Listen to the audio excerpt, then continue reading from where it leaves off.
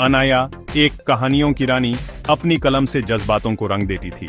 उसका सपना था अपनी कहानियों से लोगों के दिलों को छूना। सिद्धांत, एक संगीतकार, सुरों की भाषा बोलता था।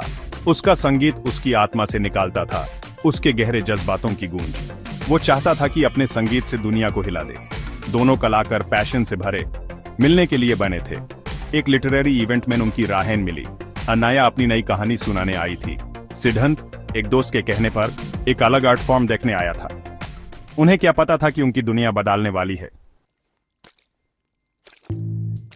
माहौल किताबों के प्रेमियों की फुसाफुसी से भरा था। अनाया अपनी मधुर आवाज में अपने शब्दों से जादू कर रही थी। सिद्धांत, जो संगीत के जोर से अभ्यास था, यूस अनाया का अंदाज थोड़ा हल्का, थोड़ा दबा दबा लगा। यूस लगा कि उसकी कहानी में वो दम नहीं है जो उसके संगीत में है। अनाया ने भी सिद्धांत को देखा। उसकी बेचैनी बाकी सभी शांत लोगों से अलग थी। उसका बार बार तप करना और गुनगुनाना अनाया को उस दुनिया से बाहर ले आया जो वो अपने शब्दों से बना रही थी। इवेंट के बाद एक चांस एनकाउंटर ने उन दोनों को बात करने का मौका दिया। उन्होंने पाया कि दोनों को अर्थ से प्यार है, बस तरीका अलग है। उनके अलग स्टाइल ने उन्हें एक दूसरे के करीब लाया।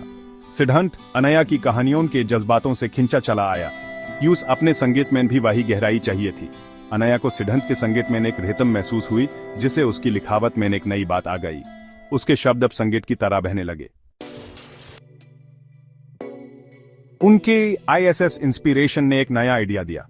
उन्होंने सोचा क्यों न एक परफॉर्मेंस करें, शब्दों और संगीत का मिलन। अनाया की कहानियां सिद्धांत के संगीत से जिंदा हो जाएंगी।